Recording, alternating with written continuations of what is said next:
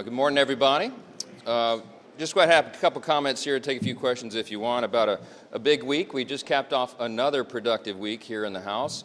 The House Republican majority is moving the ball, moving the agenda. Of course, this is Police Week, and we've had a number of ways to memorialize that, memorializing our fallen officers and all those who take the risk and put on the badge every day to protect all of our communities around the country. So we had bills and resolutions on the floor, as you saw. We had a wreath-laying ceremony. We had a candlelight vigil out on the steps of the Capitol. All that's appropriate, and we express our sincere gratitude to law enforcement around the country.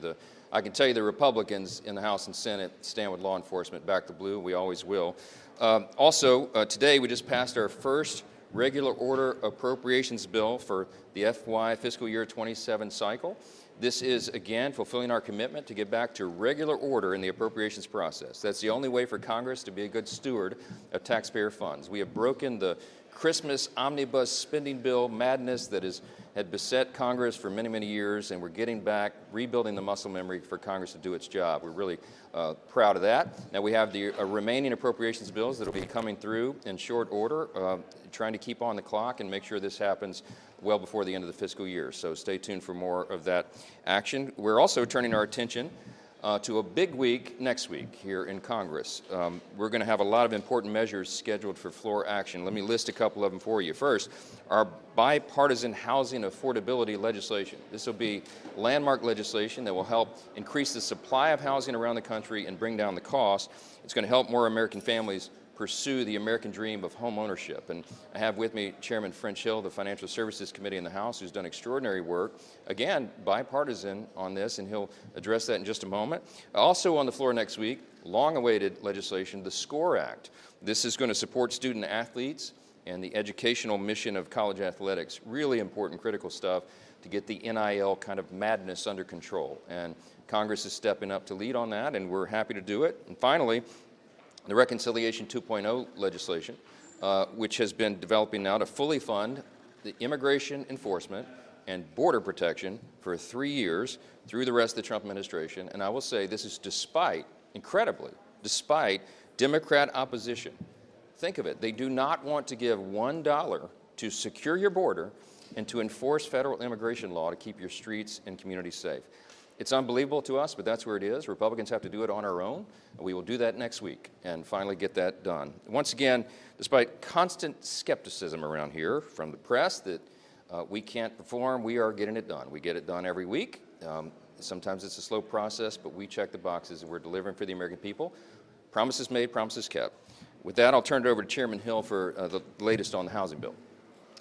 Thank you, Mr. Speaker, and thank all of you for being with us this morning. Next week on the suspension calendar, we'll bring the House amendments to the Senate-passed housing bill. This has been a collaborative effort since the 118th Congress between Senator Scott and myself to bring a housing bill that's supply-side oriented, that will increase the accessibility of housing and also the affordability of housing. This is a key, I'd say, goal of House and Senate Republicans, and it's obviously a key goal of President Trump because he talked about it in the State of the Union.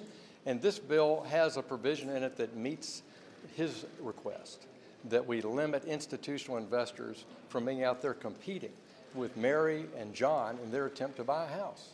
This is in the bill. It's in the bill in the right way. I think it removes some of the legal challenges that we felt that were in the structure of the Senate bill. We think this has made a better bill. And I want to say thanks to Senator Scott and his team working over the last few months. Congratulate him also on the Clarity Act, which voted out of the Senate Banking Committee with a bipartisan vote yesterday. This is a very important priority also for President Trump and House and Senate Republicans.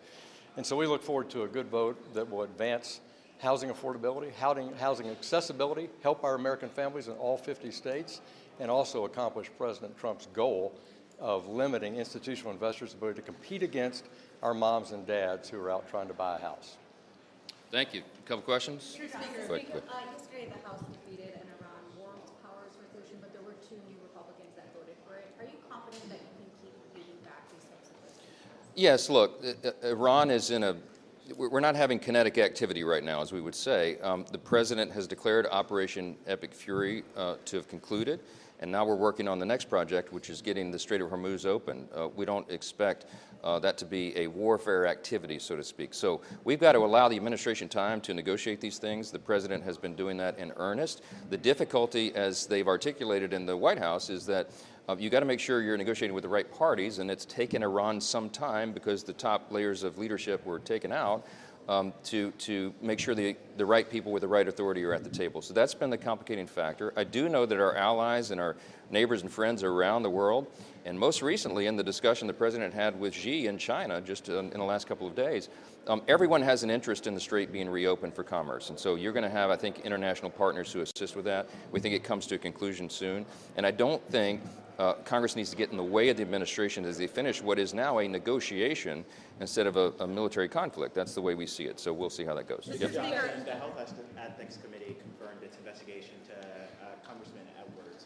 Has there been a conversation about addressing potentially the onboarding process for these congressmen, considering there's been 2 resignations over similar allegations? Well, look, the 2 resignations were, all of these are individualized and special cases. They're different facts, different scenarios, different circumstances. And in the case of Swalwell, I mean, there was a long pattern of abuses that apparently everybody on Capitol Hill knew about except me, and it was right for him to resign. In the case of Tony Gonzalez, I mean, there was a long, really detailed due process investigation through the Ethics Committee, and he made a determination to step down. That was the appropriate thing as well. I am very consistent, intellectually consistent in every way, no matter whether you're talking about a Republican or a Democrat. Everyone is due process. If an allegation is made against someone, that is not reason for expulsion or disciplinary action. People get a chance to present their case. That's what the House Ethics Committee is all about. It's a process that has worked for a long, long time in this chamber. It's a very active committee right now, I'll concede that to you, but we've got to get on top of this. Now, you know, this week we now announced a new bipartisan measure. I'm really proud of this effort. It's probably long overdue, but myself and Democrat leader Hakeem Jeffries both have endorsed this and set it in place. So you have the Republicans Women's Caucus and the Democratic Women's Caucus working together in a partnership, as they like to call it, to work through the issues of misconduct of members with staff, to make sure that, in particular here, especially female staff members who work on Capitol Hill are comfortable and safe. And there needs to be better reporting mechanisms, perhaps, on you know, when lines are crossed. We're going to police that very carefully. We're going to make sure that this is the safest place in America to work, as it should be. And so looking forward to that group and the productive ideas that come out of that. And I'm really proud that that's a bipartisan effort, as it should be. I'll bless it and move that as aggressively as possible, and we'll get that in place, so it'll help solve the problem. As you just artfully laid out your legislative agenda, we know that there's a packed calendar coming up. You always have your narrow majority in the back of your mind. Next week, all eyes are going to be on Kentucky's 4th Congressional District. Who do you believe right now is the best person to coalesce around the conference to deliver on those priorities, particularly in the president's second term?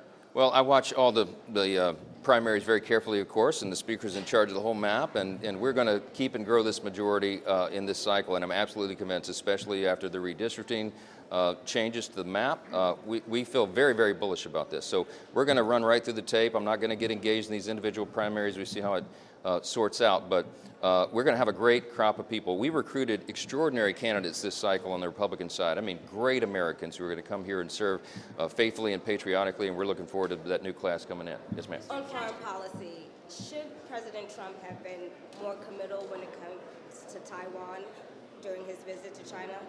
I haven't seen I've been really busy the last couple of days, so I haven't seen the exact readout on how that discussion went. I've heard I heard a couple little comments offhand of what he said. He feels like they had a very productive meeting. They talked about some really important issues, and I'm awaiting to sit down with him and go through it in detail. We had an exchange text last night, but he's on the way back now, I think, and we'll sit down and go through it. We'll find out. Look, we've always been concerned, and we've made America's interest very clear, our position on Taiwan. They need to stay independent and secure there, and we have an interest in that, as does everybody around the world, because of chip manufacturing and other reasons there.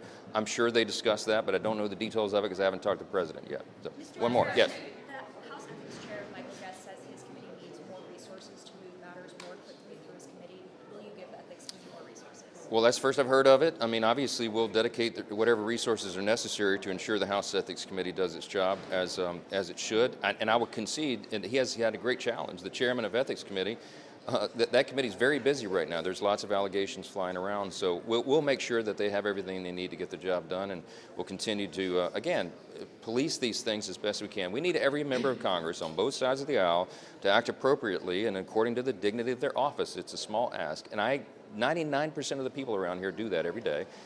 Those that don't will face disciplinary action, and we're going to police our own. We'll do that. Thank you all so much. Thank you.